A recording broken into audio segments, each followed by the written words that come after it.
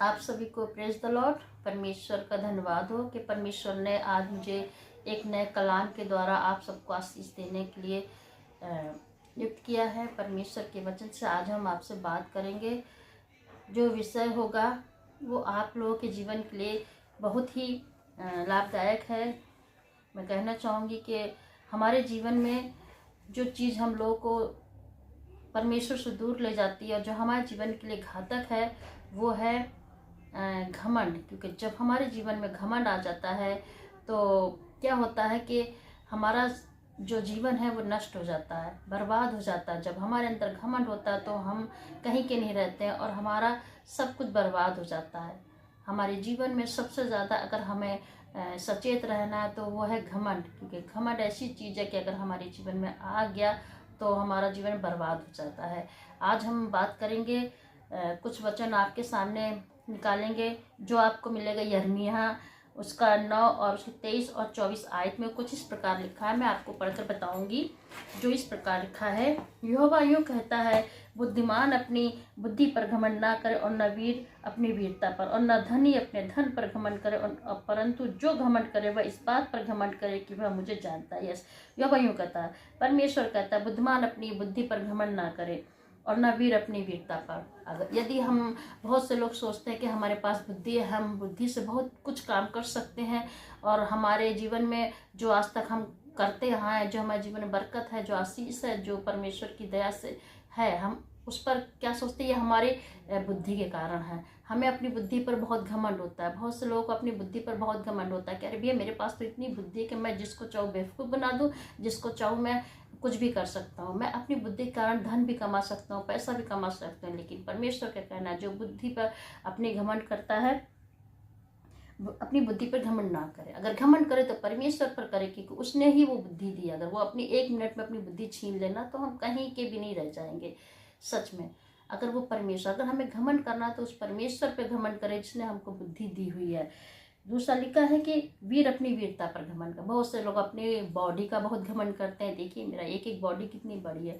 परमेश्वर कहना है वीर अपनी वीरता पे घमंड ना करे, क्योंकि अगर वीर अपनी वीरता पे घमंड करेगा तो उसका जो शरीर है जो वो भी दिया हुआ परमेश्वर का, जो उसकी ताकत है वो भी दी हुई परमेश्वर की, जो उसकी पर्सनालिटी वो भी परमेश्वर की सामर्थ्य दी हुई है। उस पर लोग घमंड करते हैं, अरे मैंने फलाने लोग इतना मारा। परमेश्वर का कहना है कि अपनी वीरता पे घमंड ना करे, क्योंकि वो परमेश्वर ने जो आपको ताकत सामर्थ्य वो एक पल में छीन सकता है। जब वो आपसे एक पल में छीन सकता है ना, तो सोचिए क्या होगा, आप कहीं के नहीं रहेंगे। धनी अपनी धन पर घमंड ना करे।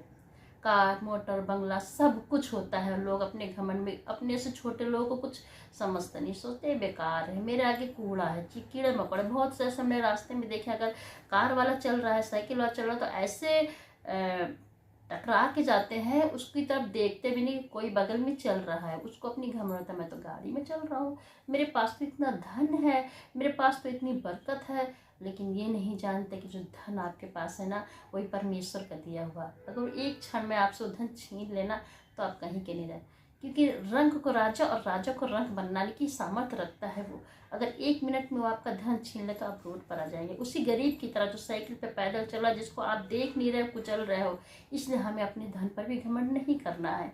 अगर करना है तो उस परमेश्वर पे करें कि जिसने हमको इस लायक बनाया है, जिसने हमें इतनी धन दिया है। हमें घमंड करें तो अपने परमेश्वर पे घमंड करें, जिसने कि हमें सब कुछ ऐसे ही दे दिया है, जिसका कोई मोल नहीं है। हमें घमंड नहीं करना चाहिए। कलाम में बताता, घमंड एक चीज़ है।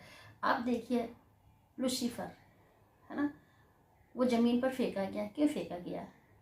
लूसीफर का मतलब है भोर का चमकता हुआ तारा, है ना। उसने क्या किया था? वो सोचता मैं बहुत सुंदर हूँ, सुंदर था, मैं बहुत ताकतवर हूँ, था। वो आराधना करता था, स्वर्ग में स्तुति आराधना करता था। लेकिन उसको घमंड आ गया कि मैं सब कुछ कर सकता हूँ। उसने क्या सोचा? परमेश्वर की जगह अपने आप में लेनी चाहिए कि मैं परमेश्वर की जगह ले लूँ। क्या किया परमेश्वर ने? क्या किया? उसको ज़मीन पर फेंक दिया, कहीं का नहीं रहा, क्योंकि वो घमंड के ही कारण शैतान बन गया। इससे पहले क्या था? भोर का चमकता हुआ तारा ना, वर्शिप करता था, स्वर्ग में आराधना करता था, है। लेकिन जब जमीन पे फेंक दिया गया वो शैतान हो गया। शैतान, हमें घमंड नहीं करना चाहिए। आज वो स्वर्ग में स्तुति आराधना करता होता, लेकिन उसके घमंड ने उसको ले लिया। हमें घमंड नहीं करना चाहिए, अपने जीवन में कभी भी घमंड नहीं करना चाहिए। घमंड ऐसी चीज़ है कि हमारे जीवन को नष्ट कर देती है।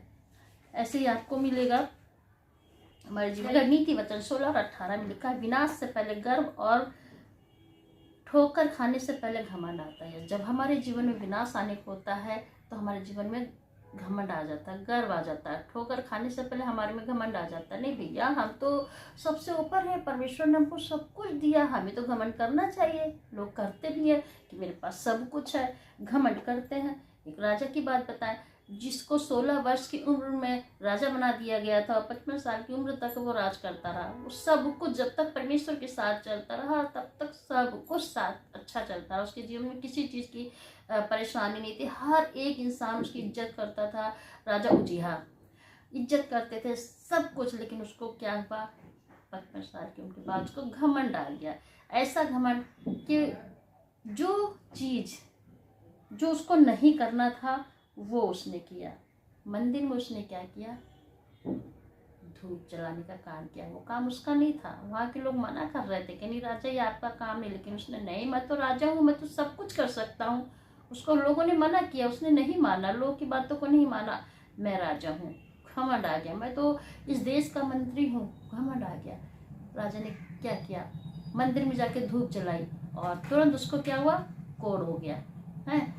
उसी अवस्था में उसने अपने आप को कमरे में बंद करा। जब तक बाइबल बताती है कि जब तक वो इस पृथ्वी पर रहा ना, जब तक वो जिंदा रहा तब तक एक कमरे में बंद रहा। क्या उसके घमंड ने उसको नष्ट कर दिया, उसके घमंड ने उसको बर्बाद कर दिया, कहीं का नहीं रहा। इसलिए हम भाइयों और बहनों, हम आपसे प्रार्थना करेंगे हमें अपने जीवन में घमंड नहीं करना चाहिए। हमें घमंड हमारे विनाश की ओर ले जाता है। घमंड हमें उस जगह पर जहाँ के हम कहीं भी नहीं रहते, हमें घमंड करें तो उस परमेश्वर पे करें जिसने हमें सब चीज़ें उपलब्ध कराई हैं। हम घमंड करें तो उस परमेश्वर के अपनी निर्भरता में घमंड करें ताकि हम उस परमेश्वर से सामर्थ्य पाएं, है ना।